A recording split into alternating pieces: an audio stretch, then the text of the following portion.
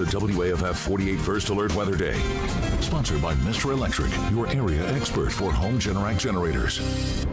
All right, that's a cool course if you want to learn. And, you know, obviously this is something that impacts us. Severe weather coming in overnight into tomorrow. Very helpful course. I've actually took it myself. Yeah, it's been several years. I actually took it when I worked out in Rapid City. Okay. But very helpful. Helps you identify all the clouds and talks about what is a watch, what is a warning. Things we try and tell people all the time. Just friendly reminders. Now, we don't actually have a threat of severe weather to talk about, but that doesn't mean we're not dealing with impactful weather here over the next basically 36 hours. And if you've been outside at all today already, you know that the wind is starting to pick up, and we'll just call it breezy at the moment. However, it is going to be a very gusty and blustery afternoon, evening.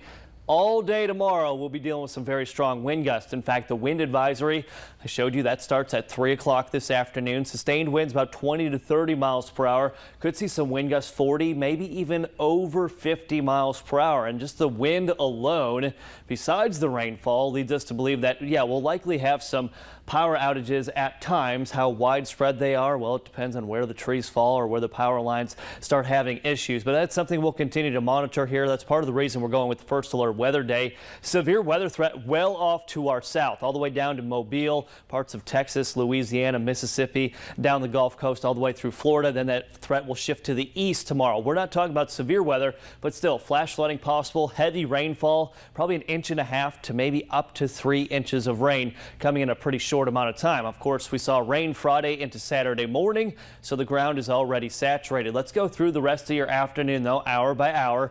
The clouds have already started to push in.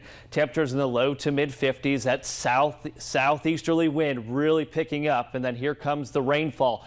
I think for the majority of the evening commute, we'll just see some light scattered showers. Now, by the time the evening commute ends, things become a bit more widespread. Also looking at some of the brighter colors here, obviously this is moderate to heavy rainfall, maybe enough energy for a few rumbles of thunder. Again, severe threat to our south. We're still looking at very heavy rain with those 40 to 50 plus mile per hour non-storm related wind gusts. Look at 2:30. A lot of this very heavy rainfall happening overnight when we're all sleeping, but into early tomorrow morning. Tomorrow morning's commute here Tuesday, it is going to be a mess. We could see the heavy rain leading to ponding and puddles forming on area roadways. I'm telling you right now, allow some extra time. There are going to be accidents because of the rain and the limited visibility. The good news, though, by mid to late morning, we start to see the majority of the rain tracking off to the northeast. Now we're on the backside of that low, and the colder air starts to come in, and we could see a brief wintry mix or even some light snow showers even with the leftover moisture and the falling temperatures. I want to point out, you might see some blue and purple on the future radar map. However, with the ground temperatures, the road temperatures and soil temperatures being above freezing, this will likely all melt. We'll just have some wet roadways, no impacts expected. How much rain? Again, 1.5 inches to upwards of 3 inches. Let's talk about these wind gusts. We've already seen some gusts around 25 to 30 miles per hour, and it only gets worse. You don't want to see the purple on your wind gust map. That's why we have the concern of power outages. Again, the wet soils, trees coming down on the power lines.